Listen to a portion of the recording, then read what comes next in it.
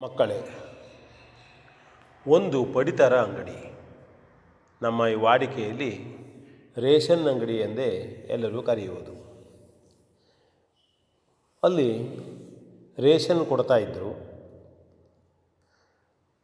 ಉದ್ದ ಸಾಲಾಗಿತ್ತು, ಕ್ಯೂ.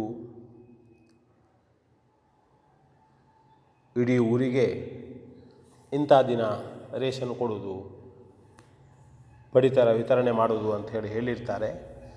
ಆ ದಿವಸ ಎಲ್ಲ ಜನ ಬರ್ತಾರೆ. ಹಾಗೆ ಇಲ್ಲೂ ಕೂಡ ರೇಷನ್ ತರೋದಕ್ಕೆ ಜನ ಬಂದಿದ್ದರು. ಬೆಳಗ್ಗೆ 8:30 ಪ್ರಾರಂಭವಾದಂಥದ್ದು. ಒಬ್ಬಳು ಮಹಿಳೆ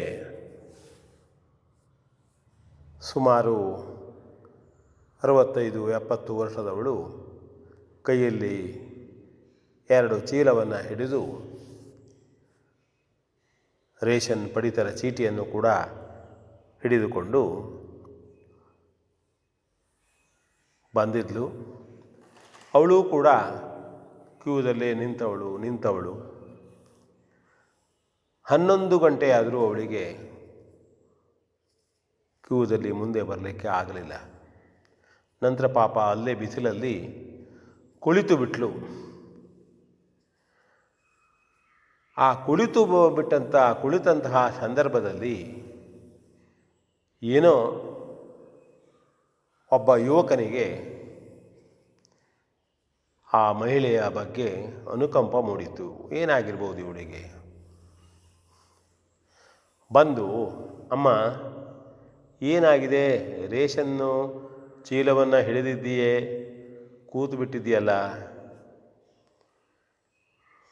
ಆಗ ಅವಳು ಹೇಳಿದ್ದು, ಏನು ಮಾಡಲಿ ಮಗನೇ, ಎಲ್ಲರಿಗಿಂತ ಮೊದಲೇ ಬಂದು ತೆಗೆದುಕೊಂಡು ಹೋಗೋಣ ಅಂಥೇಳಿ 8:15 ಇಲ್ಲಿ ಬಂದಿದ್ದೇನೆ. ಆದರೆ ನಾನು ನಿಂತಲ್ಲೇ ಇದ್ದೇನೆ. ನನಗೆ ಶಕ್ತಿ ಇಲ್ಲ ಮುಂದೆ ಹೋಗಲಿಕ್ಕೆ, ದೂಡುವುದಕ್ಕೆ ಆಗೋದಿಲ್ಲ.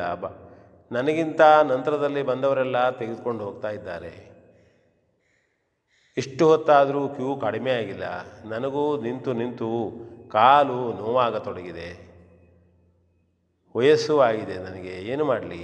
ಆದರೂ ರೇಷನ್ ಇಲ್ಲದೆ ನನಗೆ ನಡೆಯೋದಿಲ್ಲ. ಮನೆಯಲ್ಲಿ ತುಂಬ ಕಷ್ಟ ಉಂಟು ಅಂತ ಅವಳು ಅವನಿಗೆ ಹೇಳಿದಳು.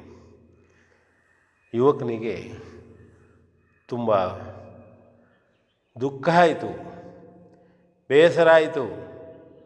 ಅಯ್ಯೋ, ನಮ್ಮಲ್ಲಿ ಈ ವ್ಯವಸ್ಥೆ ಹೀಗೆ ಇದೆಯಲ್ಲ, ಇಲ್ಲಿಯವರೆಗೆ ಯಾರೂ ನೋಡಲೇ ಇಲ್ಲ. ಯುವಕರು ಬಂದರು, ಯುವತಿಯರು ಬಂದರು, ಮಹಿಳೆಯರು ಬಂದರು, ಗಂಡಸರು ಬಂದರು, ಹೆಂಗಸರು ಬಂದರು. ಅವರವ್ರ ರೇಷನನ್ನು ಅವರವರು ನೂಕುಲಲ್ಲಿ ಹೋಗಿ ತಮ್ಮದು ತೆಗೆದುಕೊಂಡು ಹೋದರು. ಕೆಲವರು ಬಂದರು, ಸಾಧ್ಯವಾದವರನ್ನು ಆದಷ್ಟು ಮುಂದೆ ಹೋಗಿ ತೆಗೆದುಕೊಂಡು ಹೋದರು. ರೇಷನ್ ಅಂಗಡಿಯವರು ಕೂಡ ಸರಿಯಾದಂಥ ವ್ಯವಸ್ಥೆಯನ್ನು ಮಾಡಿಲ್ಲವಾಗಿತ್ತು. ಅವನಿಗೆ ದುಃಖವಾಯಿತು. ಆಗ ಅವನು ಪ್ರೀತಿಯಿಂದ ಆ ಮಹಿಳೆಯನ್ನ ಕೈಯನ್ನು ಹಿಡಿದು ಎತ್ತಿ, ಬನ್ನಿ, ನಾನು ಹೇಳಿ ನಿಮಗೆ ಕೊಡಿಸ್ತೇನೆ ಅಂಥೇಳಿ ಮುಂದೆ ಕರ್ಕೊಂಡು ಹೋದ. ರೇಷನ್ ಅಂಗಡಿಯವರಿಗೆ ನಡೆದ ಸಂಗತಿಯನ್ನು ದೊಡ್ಡದಾಗಿ ಹೇಳಿದ. ಆಗ ಅಲ್ಲಿದ್ದಂಥವರು ಕೂಡ ಯಾರೂ ಆ ಬಗ್ಗೆ ತಕರಾರು ಮಾಡಲಿಲ್ಲ. ಪುಣ್ಯ, ತಾವೇ ಇದ್ದೇವೆ, ಮುಂದಿದ್ದೇವೆ ಅಂಥೇಳಿ. ಯಾಕಂದರೆ ಅವರೆಲ್ಲ ನಂತರ ಬಂದವರಾಗಿದ್ದರು. ಆಗ ಆ ಮಹಿಳೆ ಈ ಹುಡುಗನಿಗೆ ಹೇಳಿದ್ಲು, ಮಗನೇ, ನಿನಗೆ ಒಳ್ಳೆಯದಾಗಲಿ. ನನ್ನಿಂದ ಸಾಧ್ಯವಾಗುವುದಿಲ್ಲವಾಗಿತ್ತು ರೇಷನನ್ನು ತೆಗೆದುಕೊಳ್ಳಲಿಕ್ಕೆ, ನೀನು ಸಹಾಯ ಮಾಡಿದೆ ಅಂತ ಹೇಳಿದ್ಲು. ಅವನಿಗೂ ತುಂಬ ಸಂತೋಷವಾಯಿತು. ಅವಳು ರೇಷನನ್ನು ತೆಗೆದುಕೊಂಡು ಹೋದರು. ಇದನ್ನು ನಾವು ತಿಳಿದುಕೊಳ್ಳಬೇಕಾದಂಥ ವಿಷಯ. ಭಾಳಷ್ಟು ಕಡೆಯಲ್ಲಿ ನಾವು